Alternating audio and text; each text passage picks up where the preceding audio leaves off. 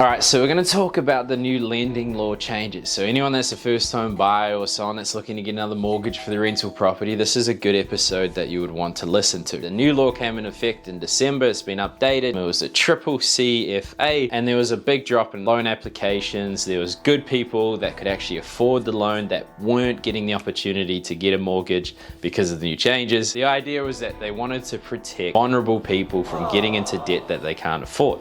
So there's three things to look at. Number one is, what have they changed? Number two is, why have they changed it? And number three is, what does that mean for you? Which is the most important one. So we'll do that one last. So number one, what have they changed? So a really simple one that they've changed is they're no longer recognizing savings and investments as outgoings, which makes sense. You know, like if you take on a mortgage and you're saving and you have investments, it might make sense that you might be able to use that for your mortgage. So why are you calculating that as an outgoing? The other thing is they were looking at the last 3 to 6 months of your expenditure and assessing how much you're spending on Uber Eats. How long are you going on Netflix? Why are you wasting these money on these trivial things? So that's going to impact your ability to get a loan. Now they're putting less ownership on it. They're focusing on future spending because they recognize that people change their habits to meet the requirements of their debt. So essentially less focus on how you're spending your money as opposed to how you will spend your money, and not going through your transactions with the fine-tooth comb like they were before.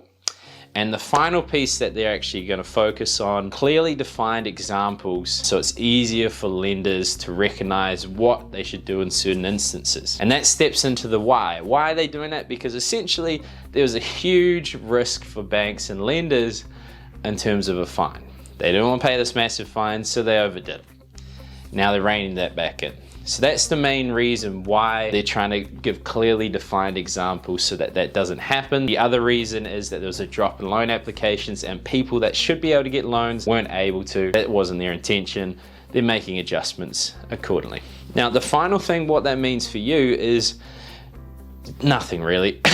No, it's important. Makes it easier to get in a position where you can get a loan. The things are still tightening up. It's still harder to get as large a loan as you did before the big inflationary concerns and all those people rushing out to buy property. But what it means for you is that you should still have the habits that they set the criteria initially. Still spend your money as though you have the mortgage now. Worst case scenario, you have a higher deposit. So sure, this is good. Sure, it's none of their business to go 3 to 6 months of statements and assessing your ability to fund a loan.